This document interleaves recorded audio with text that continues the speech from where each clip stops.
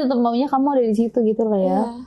Ya even nggak di room ya di luar aja gitu, minum atau ngapain gitu. Tapi kan kamu juga termasuk yang istilahnya suka cara dia bermain lah ya. Itu kamu ada rasa cemburu nggak sih kalau misalnya? Banget. Sebenarnya banget.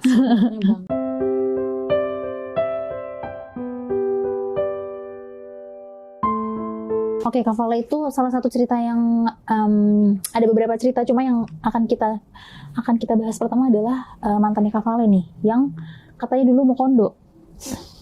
Gimana, separah apa tuh seorang mau kondo mantan Kavala ini? Aku nggak tahu ya, dia parahnya gimana di mata kalian gitu. Kalau buat aku itu udah parah, karena aku sendiri baru ngerasain yang namanya berhubungan. Oh, itu pertama kali ya? Pertama kali sama dia. Pacaran sama dia, berhubungan sama dia, di apa-apain sama dia, sampai dipukulin sama cowok pertama itu juga dia. Nah, awalnya sih kayak masih biasa-biasa aja sih, pacaran layaknya anak muda gitu kan. Gitu, pacaran lah selama kurang lebih 2 tahunan sama dia. Putus, gara-gara ya dia kerja, namanya cowok ya, nggak cukup sama satu perempuan. Dia udah kerja tapi kamu masih lumayan muda atau sepantaran tuh umuran? Dia setahun di bawahku. Oh, lebih muda, berondong ya sis. Iya. Oke. Pacarannya waktu dia masih sekolah, aku udah lulus. Oh iya, masih zaman sekolah sih, masih mencari-cari lah ya di zaman sekolah tuh. Tapi dia mantannya banyak. Aku baru dia doang. Jadi kan aku nggak tahu nih. Tapi kamu ketemunya di mana? Kok bisa nemu berondong? Aku punya teman adik kelas, naksir gitu nih sama temennya. Tapi kayak yang cinta monyet biasa aja gitu, tegur-teguran biasa. Tapi waktu itu kenalnya itu pas diajakin jalan. Malam-malam itu sama mereka naik ride gitu di Sudirman. Gitu, waktu pandemi kalau nggak salah. Terus akhirnya ketemu lah sama si mantan ini. Oke. Terus itu, tapi kan kamu juga dalam istilah lain nih, kamu juga seorang tipikal yang loyal juga ya? Itu maksudnya kamu menganggap itu dia, kamu terlalu loyal, apa dianya yang terlalu mau kondo? Aku juga nggak ngerti ya, gimana ya, aku juga nggak sadar. Sadarnya itu pas curhat sama temanku, terus terbitlah kata mau kondo, dan temanku kayak bilang, udah dia mau kondo, gitu. Fix dia mau kondo, karena dia udah bikin ngeluarin duit banyak, sampai dia itu pakai pinjol Kak. Atas nama kamu tuh? Pertama awalnya emang atas nama dia, udah banyak banget. Apapun itu, dari legal, ilegal. Tuh nama dia, udah gitu juga katanya suka ada yang datang ke rumahnya dia. Nyakapnya ngamuk-ngamuk. Akhirnya pakai namaku. Awalnya emang dibayar, karena kan aku ancam. Sampai nggak bayar, sampai nama gue jelek, awas ya. Begituin. Cuman kata dia iya. Terus aku kerja, aku juga nalangin dia juga nih, setiap gajian aku bayar. Akhirnya dia udah stop bayar, aku mati, uang gajiku habis buat nalangin. Gak lama kita ketemu lagi, jalan-jalan malam minggu, jalan-jalan kebut-kebutan dia nih, kecelakaan deh aku sama dia. Oh, kecelakaan? Naik motor. Dia nabrak motor orang. Dan kakak tahu, jadi tuh dia modelnya gini, ngebenerin motornya itu di bengkel. Cuman spare partnya itu beli di online shop kan. Itu semua aku yang beli. Kamu semua itu yang bayar? Jadi jatuhnya dia kayak manfaatin kamu karena mungkin dia melihatnya kamu lebih tua. Jadi dia kayak, ada yang menyokong gue nih gitu loh. Anggapannya dia mungkin seperti itu. Apalagi kamu juga termasuk yang loyal kan. Tapi kalau secara ini nih, kalau secara walaupun dia kecil nih ya kan, anak zaman sekarang kan biasanya udah mulai pintar nih. Dalam hal kayak gitu tuh gimana kalau dia? Berasa sih gimana? Punya dia tuh kayak bengkok gitu loh. Yang enak kayak itu. Gini nggak? Enggak ya? Iya gitu, kayak pancingan. Tapi sih? Kayak kail gitu, cuman nggak yang kayak kail gitu banget. Cuman gitu bengkok gitu. Itu. Tapi kamu termasuk nyaman sama dia itu karena mainnya dia kah atau gimana? Semuanya. Dia kalau dibilang sayang sama aku sayang banget. Semuanya deh. Cuman emang kekurangan dia tuh, dia boros pertama, punya uang sedikit habis. Dan kenapa aku juga sering ngasih dia uang. Terus kedua, dia tuh tukang selingkuh.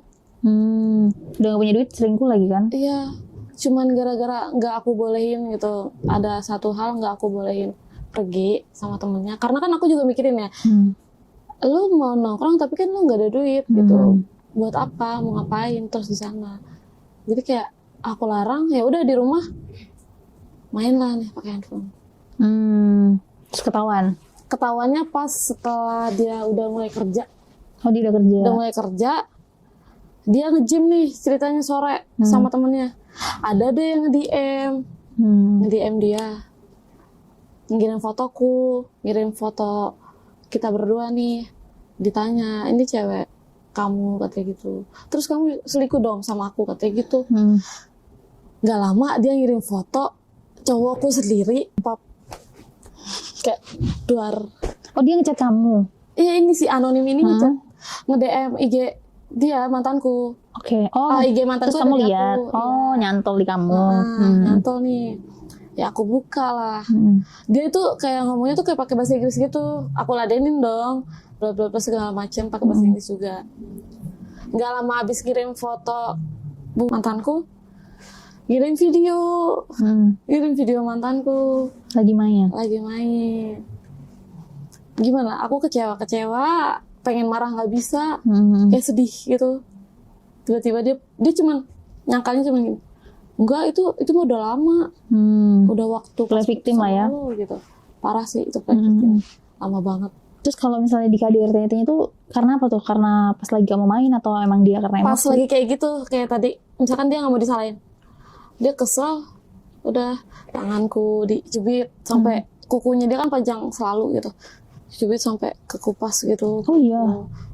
Dicekek sampai berdarah juga kukunya dia, kena kukunya dia. Sampai pernah itu tanganku dicengkram, bener-bener kencang banget. Nggak tahu deh itu tenaga dia banyak banget kali. Langsung ungu. Tapi kenapa yang membuat kamu bertahan lama gitu sama dia? Maksudnya nggak ada sisi positif ya gitu di dia? Cuma karena kata sayang aja nih? Aku nggak ngerti ya, mungkin emang aku baru pertama pacaran kali ya. Jadi kayak lebih baik aku selalu memperbaiki yang ada daripada aku nyari orang baru gitu.